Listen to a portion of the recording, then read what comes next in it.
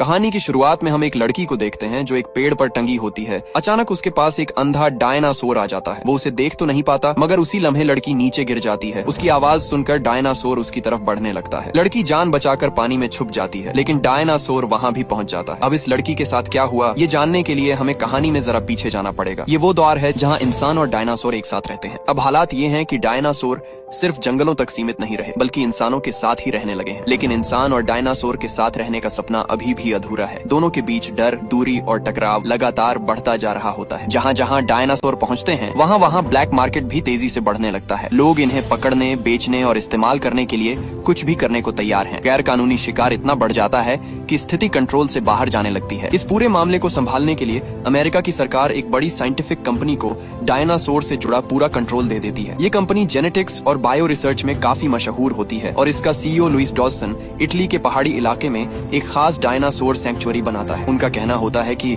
Dinosaur के पुराने immune system से वो ऐसी दवाइयां बना सकते हैं जो इंसानियत के लिए बहुत फायदेमंद होंगी। लेकिन जनता को उनकी बात पर पूरा भरोसा नहीं होता। लोगों को शक होता है कि ये सब एक खतरनाक एक्सपेरिमेंट है। और फिर कहानी में असली ट्विस्ट आता है जब डॉसन और उसकी टीम का साइंटिस्ट डॉ वो चुपके से एक नया एक्सपेरिमेंट शुरू करते हैं। वो डायनासोर के डीएनए का इस्तेमाल करके एक नई चीज बनाते हैं। वो खास तरह के टिड्डे तैयार करते हैं, लेकिन ये आम टिड्डे नहीं होते। ये आकार में बहुत बड़े, तेजी से बढ़ने वाले और जेनेटिकली मॉडिफाइड होते हैं। कंपनी चुपके से इन टिड्डों को आसपास के खेतों में छोड़ देती है और ये फसलें बर्बाद करना शुरू कर देते हैं। लेकिन यहाँ एक बहुत बड़ा खेल छुपा होता है। ये टिड्डे सिर्फ आम फसलों को ही खाते हैं, जबकि उसी कंपनी के बनाए हुए बीजों को ये बिल्कुल नहीं छेड़ते। यानी सीधा सा प्लान है, दुनिया की बाकी सारी फसलें खत्म करो और फिर लोगों को मजबूर करो कि वो सिर्फ उसी कंपनी के बीज खरीदें। कुक का असली मकसद यही होता है, पूरी दुनिया के फूड सिस्टम पर कब्जा करना। भले ही इसके चक्कर में लाखों लोग भूखे मर जाएं, लेकिन उसके लिए ये सब कोई बड़ी बात नहीं होती। अब जैसे ही ये बैकग्राउंड सेट होता है, जुरासिक वर्ल्ड डोमिनियन की असली कहानी शुरू होती है। कहानी को समझने के लिए इसे 2 हिस्सों में दिखाया जाता है और पहले हम बात करते हैं मेन कैरेक्टर्स की। एक रात एली और उसके साथी चुपके से एक गैरकानूनी डायनासोर ब्रीडिंग फार्म में घुसते हैं। वो वहाँ हो रही हर चीज रिकॉर्ड कर रहे होते हैं और साथ ही एक छोटे डायनासोर को बचाने की कोशिश करते हैं जिसे कैद करके रखा गया होता है। बाहर खड़ा उनका साथी ये सब देखकर खुद को रोक नहीं पाता और अंदर मदद के लिए आ जाता है, लेकिन उनकी ये हरकत जल्दी ही पकड़ी जाती है और फिर जान बचाने के लिए वो गाड़ी लेकर सीधे डायनासोर वाले इलाके में भागते हैं। हालात इतने खराब हो जाते हैं कि उनकी जान खतरे में आ जाती है, लेकिन तभी एक ट्राइसेराटॉप्स उनकी मदद करता है और किसी तरह वो वहां से बच निकलते हैं। इस खतरनाक मिशन के बाद उनका साथी साफ कह देता है कि वो अब ये काम नहीं करेगा। एली का मकसद तो सही था, वो डायनासोर को बचाना चाहती थी, लेकिन ये रास्ता बहुत ज्यादा खतरनाक था। अब कहानी शिफ्ट होती है हमारे मेन हीरो ओवेन पर। वो एली और क्लोन लड़की मैजी के साथ एक शांत से जंगल इलाके में छुपकर रह रहा होता है। वहाँ उनके साथ कुछ और लोग भी होते हैं और सब मिलकर एक साधारण जिंदगी जी रहे होते हैं, जैसे लकड़ी काटना या डायनासोर का ख्याल रखना। लेकिन उन्होंने ये जगह क्यों चुनी? क्योंकि मैजी अब एक बहुत बड़ी वजह बन चुकी है। वो एक क्लोन है और उसके अंदर ऐसी खासियतें हैं जो साइंस के लिए बहुत कीमती हैं। इसी वजह से कई लोग उसे पकड़ना चाहते हैं। लेकिन मैजी अब बड़ी हो रही होती है और अपनी आजादी चाहती है। इसी बात को लेकर उसका ओवेन से अक्सर झगड़ा होता रहता है। और जहाँ ओवेन है वहाँ ब्लू रैप्टर का होना तो तय है, लेकिन इस बार एक फर्क है, ब्लू अब अकेली नहीं है, उसके साथ उसका छोटा बच्चा भी है। माँ बनने के बाद ब्लू का स्वभाव और ज्यादा आक्रामक हो चुका होता है। वो अपने बच्चे को लेकर बहुत सतर्क रहती है। लेकिन फिर एक दिन कुछ लालची शिकारी एक खतरनाक जाल बिछाते हैं और ब्लू के बच्चे को पकड़ लेते हैं। उसी वक्त बाहर गई हुई मैजी भी उनके हाथ लग जाती है। यानी अब दोनों को एक साथ किडनैप कर लिया जाता है। ओवेन को जब ये पता चलता है, वो तुरंत उन्हें रोकने की कोशिश करता है, लेकिन सामने वाले ज्यादा होते हैं। उनके पास गाड़ियां और हथियार होते हैं और ओवेन कुछ नहीं कर पाता, बस उन्हें ले जाते हुए देखता रह जाता है। फिर वो तुरंत वापस जाकर जरूरी सामान उठाता है और एली के साथ मिलकर उन्हें बचाने निकलने का प्लान बनाता है। लेकिन जैसे ही वो निकलने लगते हैं, गुस्से से भरी ब्लू उनका रास्ता रोक लेती है। ओवेन उसे वादा करता है कि वो उसके बच्चे को वापस लाएगा, लेकिन ब्लू का गुस्सा शांत नहीं होता। वो उसके हाथ पर निशान छोड़ देती है, जैसे एक चेतावनी दे रही हो कि अगर उसका बच्चा वापस नहीं आया तो अंजाम बुरा होगा। ओवेन और एली अपने पुराने दोस्त बैरी से मिलते हैं, जो अब एक सरकारी एजेंट बन चुका होता है और गैर कानूनी डायनासोर ट्रेड को पकड़ने का काम करता है। बैरी की मदद से वो दोनों एक छुपे हुए डायनासोर ब्लैक मार्केट में पहुंचते हैं, जहां वो गुप्त जांच शुरू करते हैं। ये जगह किसी नर्क से कम नहीं होती। हर तरफ अजीब नजारे, कहीं डायनासोर की लड़ाई करवाई जा रही होती है, कहीं उनका सौदा हो रहा होता है और हैरानी की बात ये कि कुछ जगहों पर तो डायनासोर का मांस तक पकाया जा रहा होता है। बैरी उन्हें चेतावनी देता है कि यहाँ हर तरह के खतरनाक लोग मौजूद हैं, इसलिए हर कदम सोच समझकर रखना होगा। इसी दौरान एली वॉशरूम में एक महिला से मिलती है। बातचीत के दौरान एली खुद को रोक नहीं पाती और मैजी की तस्वीर दिखाकर उसके बारे में पूछती है। चौंकाने वाली बात ये निकलती है कि वही महिला उस टीम का हिस्सा थी जिसने ब्लू के बच्चे को ट्रांसपोर्ट किया था। वो बताती है कि उसने मैजी को भी वहाँ देखा था, लेकिन हालात इतने खराब थे कि वो ज्यादा कुछ बताने की हिम्मत नहीं कर पाती। तभी वहाँ पर शिकारी गैंग का लीडर रेन डेलाकॉर्ट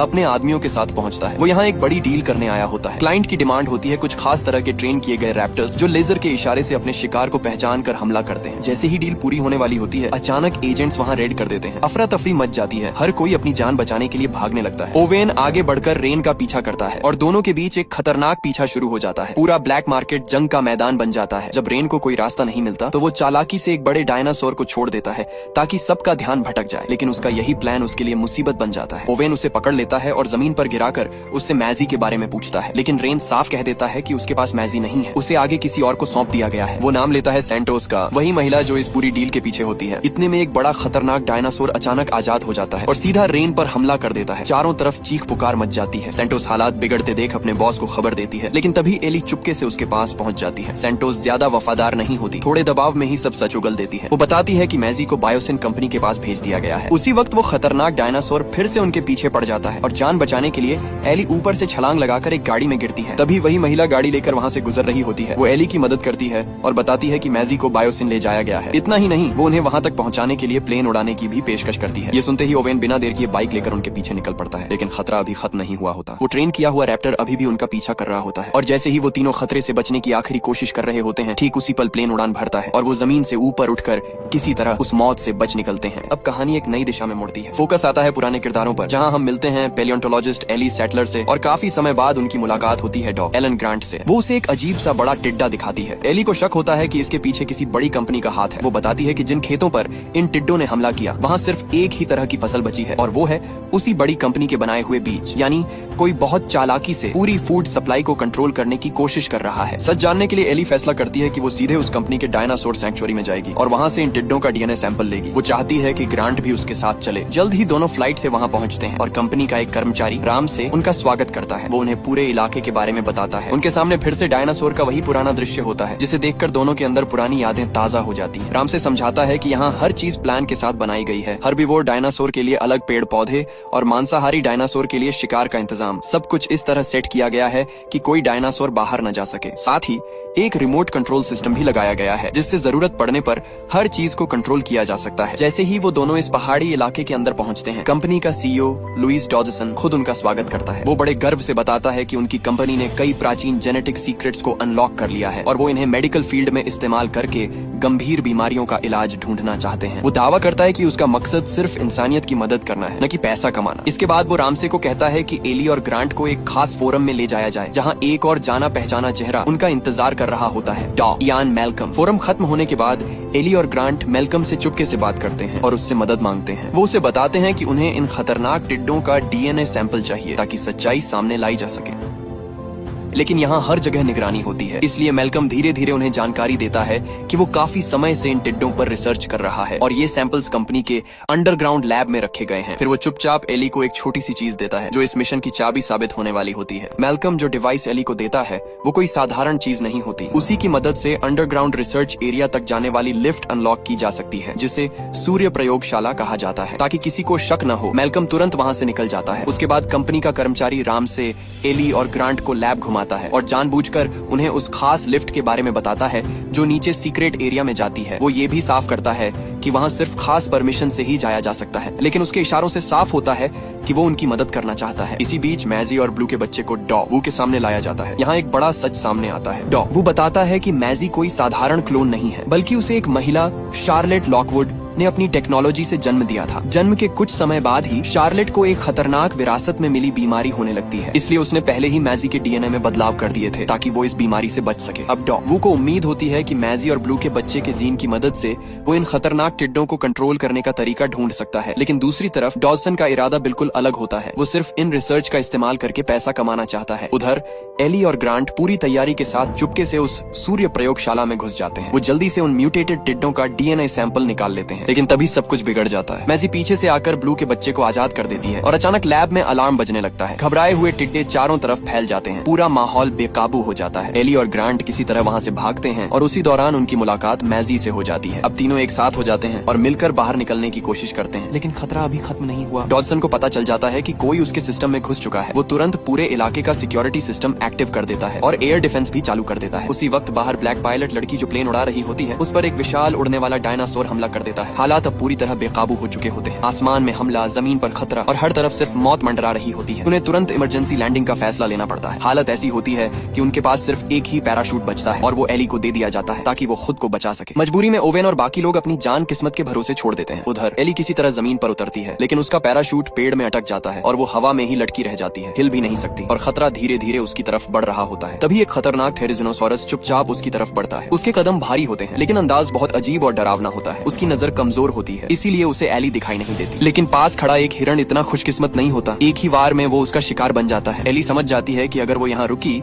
तो अगला नंबर उसका है, इसीलिए वो धीरे धीरे खुद को आजाद करती है और जमीन पर गिरते ही बिना आवाज किए रेंगते हुए पानी की तरफ बढ़ने लगती है। लेकिन उसकी हल्की सी हरकत भी उस डायनासोर को महसूस हो जाती है। अब जान बचाने का सिर्फ एक ही रास्ता होता है। एली तुरंत पानी में कूद जाती है और अपनी सांस रोककर नीचे छुप जाती है। ऊपर वो खतरनाक डायनासोर पानी को सूंघते हुए उसे ढूंढने की कोशिश करता है। कुछ सेकंड ऐसे गुजरते हैं जैसे सदियां बीत गई हों, लेकिन किसी तरह एली अपनी जान बचा लेती है। उधर दूसरी तरफ ओवेन और वो पायलट लड़की भी किसी तरह क्रैश लैंडिंग से बच जाते हैं, लेकिन उनकी मुसीबत खत्म नहीं होती। जैसे ही वो वहां से निकलने की कोशिश करते हैं, एक और खतरनाक डायनासोर पायरोरैप्टर उनका पीछा करना शुरू कर देता है। वो सीधे बर्फीले पानी में कूदता है और अपने शिकार के चारों तरफ घूमकर हमला करने की कोशिश करता है। दोनों जान बचाकर भागते हैं, लेकिन अचानक ओवेन पानी में गिर जाता है। अब मौत उससे कुछ ही दूर होती है। तभी आखिरी पल पर वो लड़की उसका हाथ पकड़कर उसे बाहर खींच लेती है, लेकिन खतरा यहीं खत्म नहीं होता। वो डायनासोर बर्फ तोड़कर फिर से उनके पीछे आ जाता है। डरे हुए दोनों भागते हुए एक रास्ते से होते हुए लिफ्ट तक पहुंचते हैं और जैसे ही लिफ्ट का दरवाजा बंद होता है, वो किसी तरह इस मौत के मंजर से बच निकलते हैं। थोड़ी देर बाद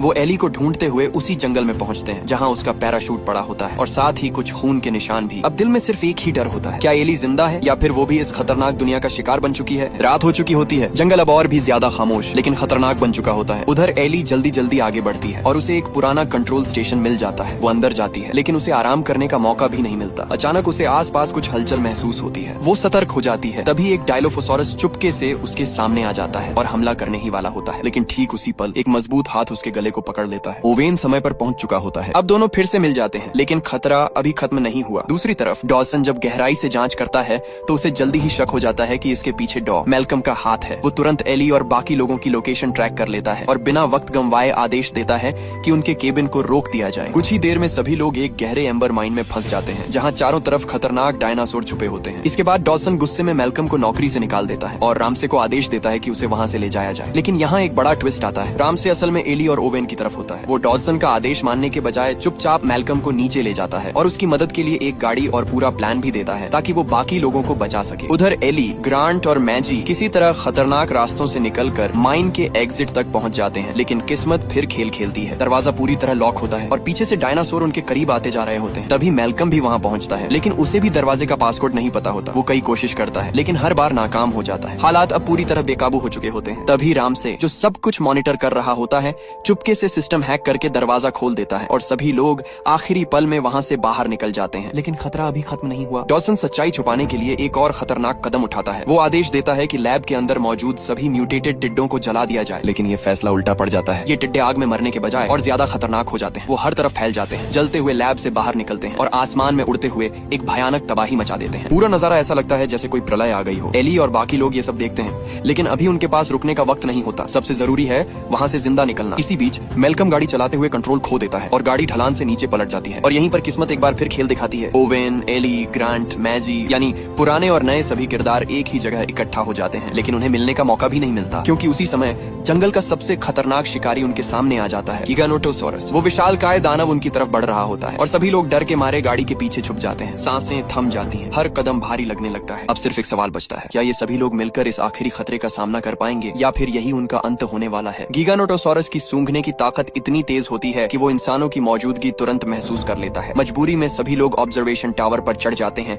ताकि अपनी जान बचा सकें। मैजी जैसे ही आधी चढ़ाई तक पहुंचती है, तभी वो दानव अपना विशाल मुंह खोलकर उसे पकड़ने की कोशिश करता है। बस किस्मत अच्छी होती है कि वो किसी तरह बच जाती है, लेकिन ऊपर पहुंचकर भी खतरा खत्म नहीं होता। असल में टावर की ऊंचाई और उस दानव का कद लगभग बराबर होता है, यानी वो सीधे उन तक पहुंच सकता है। अब सभी लोग सच में उसके सामने फंसे हुए होते हैं। इसी नाजुक पल में डॉ। मैल्कम एक चाल चलता है। वो एक जलता हुआ टिड्डा उठाता है और उसे गीगानोटोसॉरस की तरफ फेंक देता है। जैसे ही वो उसके मुंह में जाता है, जलन की वजह से वो दर्द में पागल हो जाता है। गुस्से में आकर वो पूरे टावर को तोड़ने लगता है। हालात इतने बिगड़ जाते हैं कि टावर कभी भी गिर सकता है। एली का पैर तारों में उलझ जाता है और वो नीचे की तरफ खींचने लगती है। अगले ही पल वो दानव उसे पकड़ लेता है। उसी वक्त पायलट लड़की गोली चलाकर उस दानव का ध्यान भटकाने की कोशिश करती है और एली मौका देखकर एक इलेक्ट्रिक डंडा उठाती है और सीधा उसकी आंख में घुसा देती है। ये वार इतना खतरनाक होता है कि गीगानोटोसॉरस दर्द से तड़प उठता है और मजबूरी में उन्हें छोड़कर पीछे हट जाता है। लेकिन खतरा अभी भी खत्म नहीं हुआ। आसमान में अभी भी जलते हुए टिड्डे उड़ रहे होते हैं। आग हर तरफ फैल रही होती है। पूरा माहौल किसी तबाही से कम नहीं लगता। अब डॉजसन भी घबरा जाता है और तुरंत सभी कर्मचारियों को इवैक्यूएट करने का आदेश दे देता है। इसी बीच पायलट लड़की एक प्लान बताती है कि अगर वो लोग एयर डिफेंस सिस्टम को दोबारा चालू कर दें तो वो अपने प्राइवेट प्लेन से यहाँ से निकल सकते हैं। बस फिर क्या, सभी लोग तुरंत एक्शन में आ जाते हैं। वो कंट्रोल रूम में पहुंचते हैं जहाँ राम से पहले से मौजूद होता है। वो बताता है कि पावर बहुत कम है, इसलिए सारे सिस्टम बंद करके सिर्फ जरूरी जगह पर बिजली भेजनी होगी। अब सभी लोग टीम में बंट जाते हैं। एली और एली सिस्टम बंद करने निकलते हैं। मैल्कम और राम से उन्हें रास्ता दिखाते हैं। ओवेन, ग्रांट और मैजी ब्लू के बच्चे को ढूंढने जाते हैं और पायलट लड़की प्लेन तैयार करती है। सब कुछ प्लान के मुताबिक चल रहा होता है, लेकिन तभी एक बड़ा झटका लगता है। जैसे ही एलिमेंट सिस्टम बंद करती है, वो अचानक खुद ब खुद फिर से चालू हो जाता है। अब हालात फिर से उनके हाथ से निकलने लगते हैं और ऐसा लगता है जैसे कोई और भी है जो इस पूरे सिस्टम को कंट्रोल कर रहा है और उन्हें यहाँ से निकलने नहीं देना चाहता। कहानी के इस हिस्से में हालात पूरी तरह बिगड़ चुके होते हैं। गुस्से और मजबूरी में आकर दोनों एक बड़ा फैसला लेते हैं। वो पूरे इलेक्ट्रिक सर्किट को ही तबाह कर देते हैं। ये रिस्की कदम काम कर जाता है और मलकॉम आखिरकार एयरबोर्न डिफेंस सिस्टम एक्टिव कर देता है। सीन कट होता है और अब हम कुक को देखते हैं जो जल्दी जल्दी एस्केप पॉड में बैठकर निकलने की तैयारी कर रहा होता है। लेकिन अचानक बिजली चली जाती है और वो एक अंधेरी सुरंग में फंस जाता है। माहौल खौफनाक हो जाता है और तभी डायनासोर उस पर हमला कर देते हैं। कुक अपनी ही गलती का शिकार बनता है। जिस खतरे को वो दूसरों के लिए लाया था, वही अब उसे खत्म करने आ गया है। दूसरी तरफ जैक और उसकी टीम के पास अच्छी खबर आती है। वो लोग आखिरकार ब्लू के बच्चे को ढूंढ लेते हैं और उसे सुरक्षित जगह से बाहर निकाल लेते हैं। सब लोग जब एलिस से मिलने ही वाले होते हैं, तभी अचानक डॉक्टर सामने आ जाता है। वो दावा करता है कि अभी भी सब कुछ ठीक किया जा सकता है। फिर वो एक बड़ा खुलासा करता है। शार्लेट ने लड़की के शरीर के अंदर सेल्स को बदल दिया है। अगर वो इस रहस्य को समझ ले तो टिड्डियों लोकस्ट्स के जरिए एक्सपेरिमेंट करके इस खतरे को रोका जा सकता है। तभी अचानक हेलीकॉप्टर की आवाज आती है। ब्लैक पायलट लड़की सही टाइम पर पहुंच जाती है। सब लोग निकलने ही वाले होते हैं कि तभी रास्ते में एक खतरनाक टी रेक्स आकर खड़ा हो जाता है। लेकिन ट्विस्ट ये होता है कि टी रेक्स का निशाना टीम नहीं, बल्कि उनके पीछे खड़ा उसका पुराना दुश्मन होता है, गिगैनोटोसॉरस। दोनों दानव आमने सामने होते हैं और बिना एक शब्द बोले भयंकर लड़ाई शुरू हो जाती है। टी रेक्स पूरी ताकत लगाता है, लेकिन गिगैनोटोसॉरस उससे ज्यादा ताकतवर साबित होता है और उसे हरा देता है। तभी पायलट लड़की एक चालाकी करती है। वो एक सिग्नल फ्लेयर फेंकती है, जिससे पास खड़ा थेरेजनोसॉरस भी लड़ाई में शामिल हो जाता है। अब सीन और भी खतरनाक हो जाता है। दो खतरनाक डायनासोर मिलकर गिगैनोटोसॉरस पर हमला करते हैं। इसी मौके का फायदा उठाकर टीम जल्दी से प्राइवेट जेट में बैठकर उड़ जाती है। लेकिन कहानी यहीं खत्म नहीं होती है। टी-रेक्स सही मौका देखकर गिगैनोटोसॉरस को जोर से धक्का देता है और वो सीधा जाकर थेरेजिनोसॉरस के खतरनाक तेज पंजों क्लॉज पर गिरता है। बस यहीं गेम खत्म हो जाता है। इतिहास का सबसे बड़ा मांसाहारी डायनासोर यहीं ढेर हो जाता है और उसकी किंग बनने की कहानी यहीं खत्म हो जाती है। इसके बाद कहानी अपने एंड की तरफ बढ़ती है। एवा और उसकी टीम बायोसिन कंपनी को कोर्ट में ले जाती है ताकि उनके किए गए एक्सपेरिमेंट्स का हिसाब लिया जा सके। दूसरी तरफ डॉ, वो भी टिड्डियों लोकस्ट्स वाले खतरे को कंट्रोल कर लेता है। वो सबके सामने सच्चाई बताता है कि इस सब का असली क्रेडिट शार्लेट नाम की महिला को जाता है, जिसने ये सब मुमकिन किया। अब बायोसिन की पुरानी जगह को एक शांत और सुरक्षित डायनासोर सैंक्चुरी में बदल दिया जाता है, जहाँ ये जीव इंसानों से दूर सुकून से रह सकें। धीरे धीरे सारे झगड़े, खतरे और मुश्किलें खत्म हो जाती हैं और दुनिया फिर से शांत हो जाती है। यहीं पर इस कहानी का सफर खत्म होता है, एक बड़े और यादगार एंड के साथ। आखिर में हिंट दिया जाता है कि इस सीरीज का अगला पार्ट भी आ सकता है, जिससे ये साफ है कि ये दुनिया अभी पूरी तरह खत्म नहीं हुई।